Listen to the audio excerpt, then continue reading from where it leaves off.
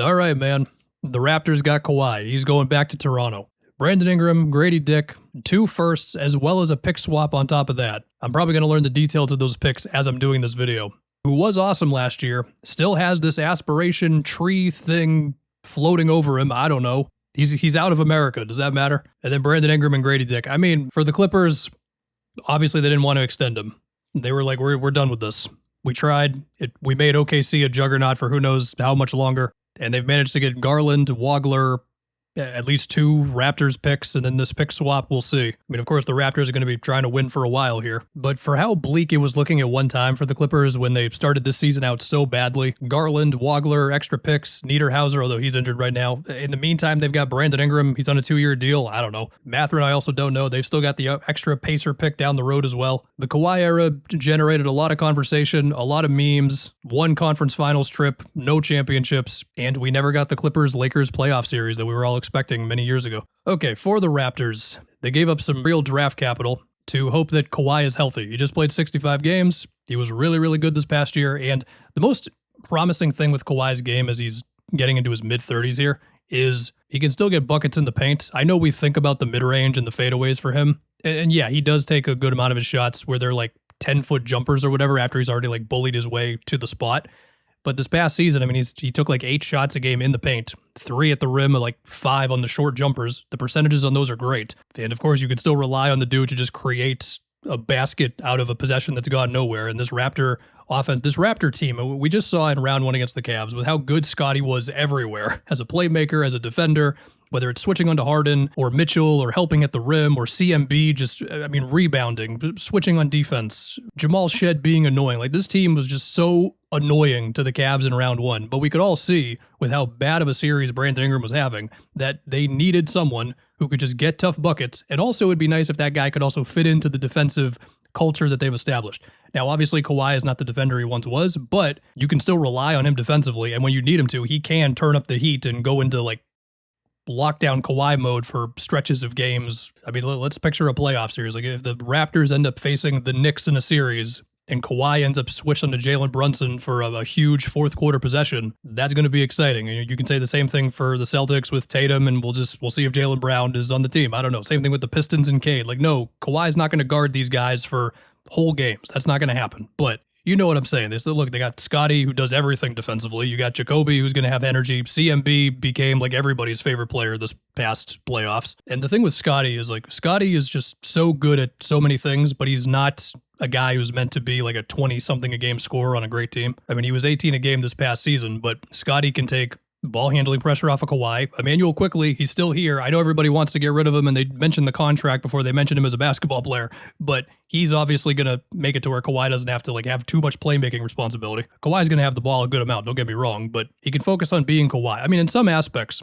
going from Brandon Ingram to Kawhi from like a team play style standpoint is not drastically different. I mean, in a lot of ways, you just traded Brandon Ingram for a better Brandon Ingram. And regular season wise, I think the Raptors got everything they were hoping for out of Ingram, but in the playoffs, he was so bad, man. I mean, it was just so many ugly, just take over the offense and just whiffing on fadeaways. And I think at this point with Kawhi, you're not going to expect him to drop like 35 every single playoff game or whatever. Like I remember in the round 1 against the Nuggets, right? He had that one game where he went like 17 for 19 from the field, just making all types of difficult long twos.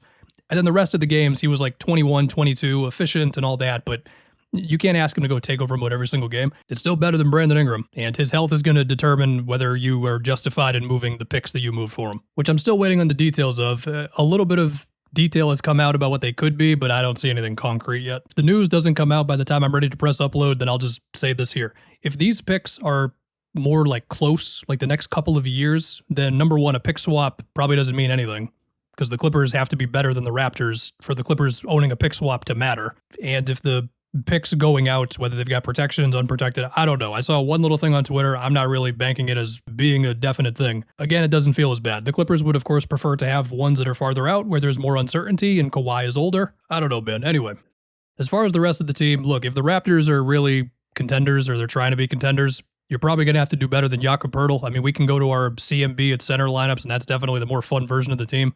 As of right now, Mamu's a free agent, because at this point, Poeltl is he's just a very regular big guy. You can't do anything too adventurous with him defensively. He's going to finish stuff around the rim. He does still have like a little bit of playmaking stuff like around the free throw line or top of the key, but you're not running any sort of real offense through Pirtle. And the days of his advanced stats being like, he's actually a really, really good rim protector. I mean, you know, he's there. He's a guy. I'm also really interested to see what this does for RJ and quickly. I mean, with RJ, he got up to nearly 59 true shooting this past season. And the playoffs, I mean, game to game, the efficiency was up and down, but he was scoring against Cleveland in some of those games, right? RJ, he's been like, I mean, this past season, 33% on catch and shoot threes. The year before that, it was 36%. Of course, his second season, he shot like 40% from three for the Knicks. And I was still wondering, like, could that be the real RJ one day, or was that just kind of just a moment for him? And then we have his driving off the catch or just drives in general, where like sometimes he just looks like this kind of brute force that you can't really deal with when he gets downhill, and other times it's all just kind of awkward, and like the gather step is awkward, the finish is awkward, or he overcommits to a drive, whatever.